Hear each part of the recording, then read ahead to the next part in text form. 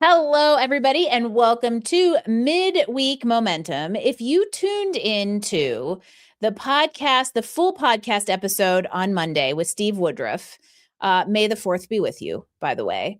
You know, we talked a whole lot about a little tiny word that has big impact, and that is clarity. And I loved this conversation. If you didn't have not listened to the full episode, I highly recommend you do it for a few reasons. One, we had a nice little 6 to 7 minute live coaching, live synthesis of my own clarity insofar as it comes to introducing myself and talking about what I do in sound bites to new people. Super, super impactful for me and a really nice case study for all of you to see. Hey, sometimes we coaches walk the walk and talk the talk. But what I loved about our conversation was this idea that we don't just think our way to clarity, right?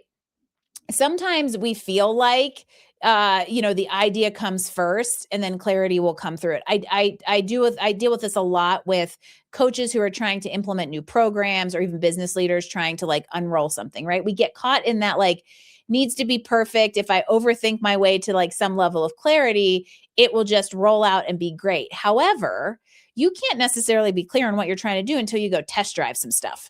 Clarity is a byproduct of action. It isn't actually a prerequisite to taking it. And so common traps of this kind of like lack of clarity, which by the way is oftentimes a hindrance to communicating clearly, whether it's at home, whether it's on a team, whether it's in your business, right? We love knowing lots of stuff and we think everybody needs to know lots of stuff. One of the things I talked about with Steve is the fact that I do that at home. I'm a highly contextual human. So when I close my computer at the end of the day and I go to talk to Jim, I would like to give him all the context of the day before I tell him the one 5-word sentence that he actually needs to hear. And sometimes he'll stop me and be like, hey, you're giving me all kinds of backstory that he doesn't need.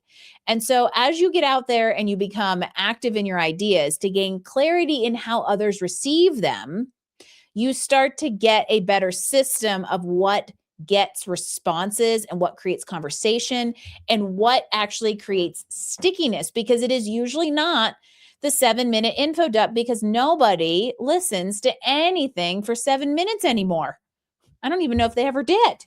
However, you're not going to become clear on your messaging, on who your clients are, on what services you offer, on what kind of team member you need to hire, on what the priorities of the business are, unless you get out there and you drive around and you kind of gather information in real time. And so in order to do that, we have to stop falling into the common traps of I'll do it when I feel ready, or I'll have clarity. Once I have clarity, I will be ready, right? Overthinking, analysis paralysis, perfectionism, trying to plan the whole scenario before you've taken one small step. You know, interestingly enough, related to this, I was chatting with a client over the last few weeks about a business he really wants to start. And he's falling into a trap of keeping himself from even dangling the carrot to start the conversation, because in his head, he has already assumed an outcome of where the conversation is going to go and rendered starting it useless. However, that assumption is dangerous to make, because what happens if it doesn't go that way? And also the starting point is necessary in order to have clarity for future conversations. So whether it's a business idea you haven't tested, decisions you keep revisiting, and analysis paralysis, right? Decision fatigue, pivoting your career, make a move, right? This world's changing fast. And the longer we wait, the more opportunity that we're going to miss, whether that is living life on purpose, whether that's doing more meaningful work, whether that is starting the thing or planting the shade tree we should have planted 20 years ago. If we wait for complete clarity and certainty and prioritize that over iteration, we're going to fall into the perfectionist trap. And perfectionism is a hindrance more than it is a help. So what I want you to think about, coming off the heels of my conversation with Steve Woodruff, the Clarity King, is you gain it through action. Talk to people who know you and know your strengths and your skills. Go out and be curious about yourself and about others.